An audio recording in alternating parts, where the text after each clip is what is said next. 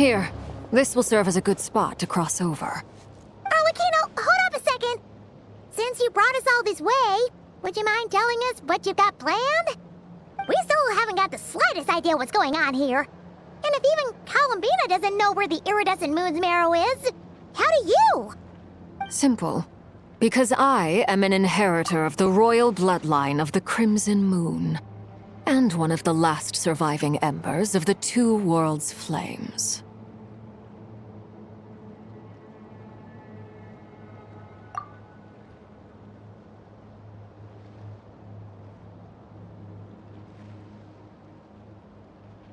Huh?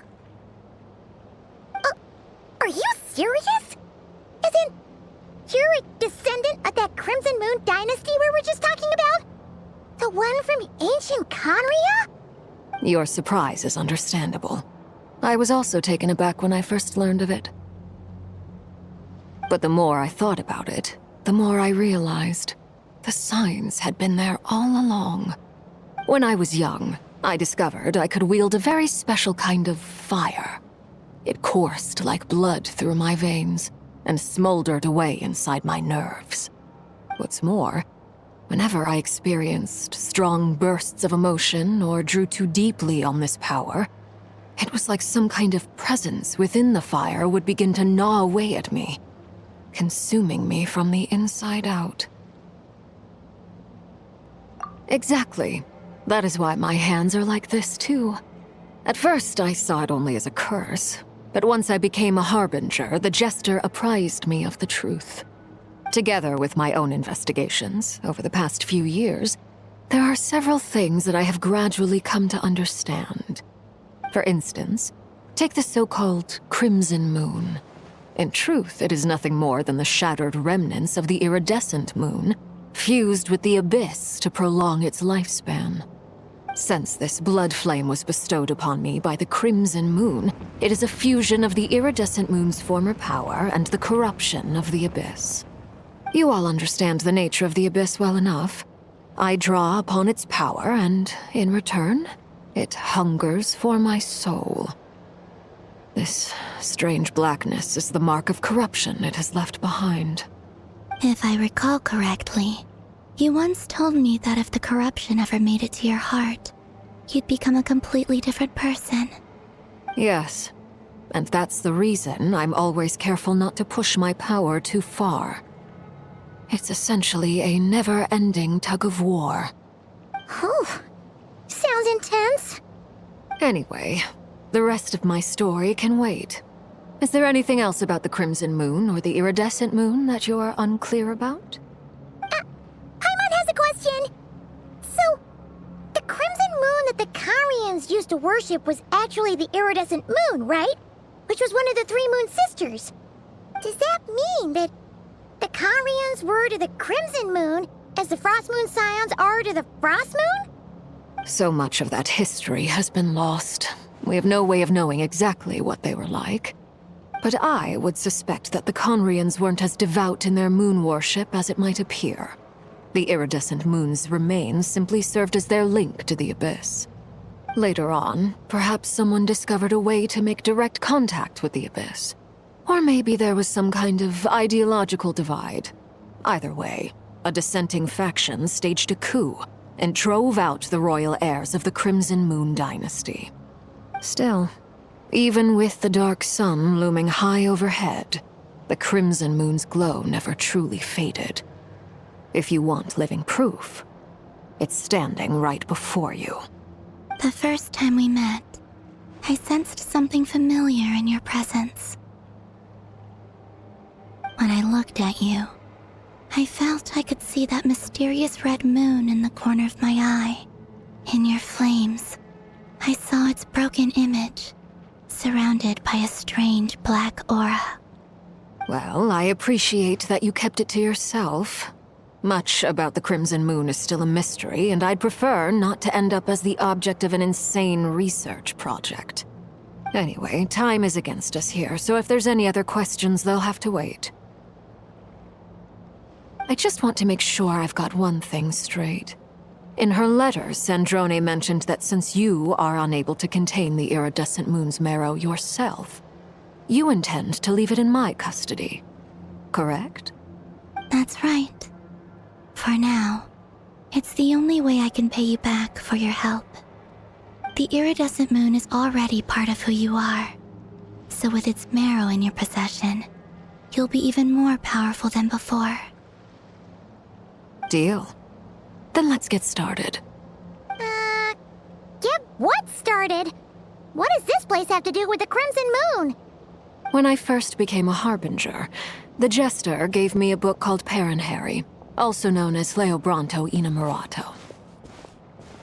You should be able to buy a copy next time you're in Fontaine.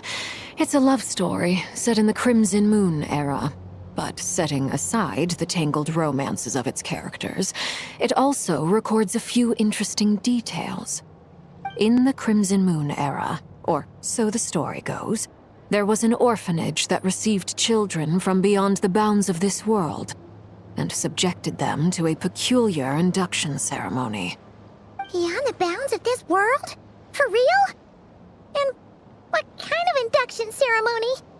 The Crimson Moon sages looked beyond this world for beings with powers that surpassed the gods.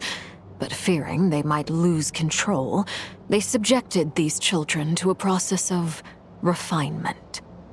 They made these children crawl up a fireplace and kept asking them, "Have you died? Did you see it?" Until they finally admitted to having died and seen a crimson moon. The adults embraced the children who passed the ritual, telling them, "Within the fireplace, you have traversed the flames between two worlds.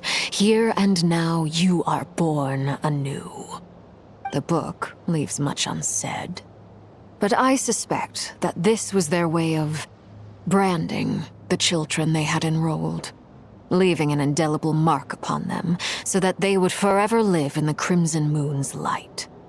That explains why I can't sense the Crimson Moon's marrow in this world. It makes sense that it would be sealed in a special space that can only be accessed temporarily through some kind of ritual. But there's no fireplace here. Do you see a chimney anywhere? Oh, are we supposed to build it ourselves? Okay, fine. Paimon will go find some bricks. That won't be necessary. The fireplace is purely symbolic. The key to the ritual is crossing the flames between two worlds. In other words, the flames that burn within me.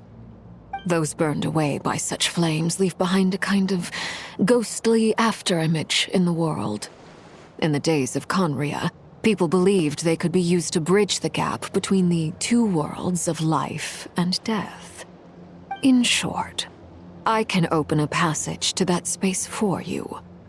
That's the easy part.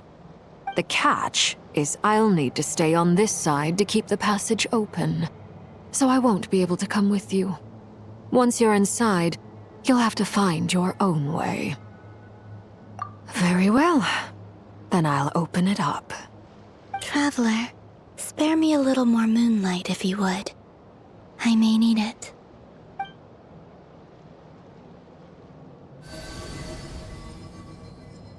Thank you. I feel like I've recovered some of my strength now. It should be enough to move us across short distances and confront whatever dangers might await.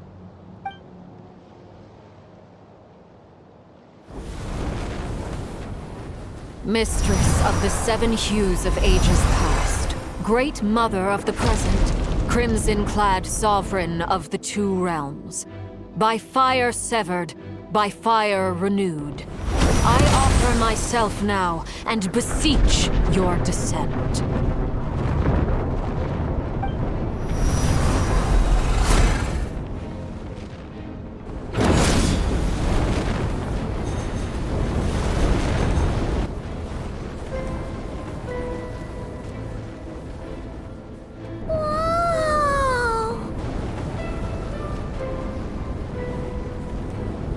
One word of advice. As you're crossing over, no matter what voices you hear, do not answer. Got it. I sense a sinister gloom inside. but also the familiar light of the moon. I feel that I am about to meet an old friend who has changed beyond all recognition. All right, let's go.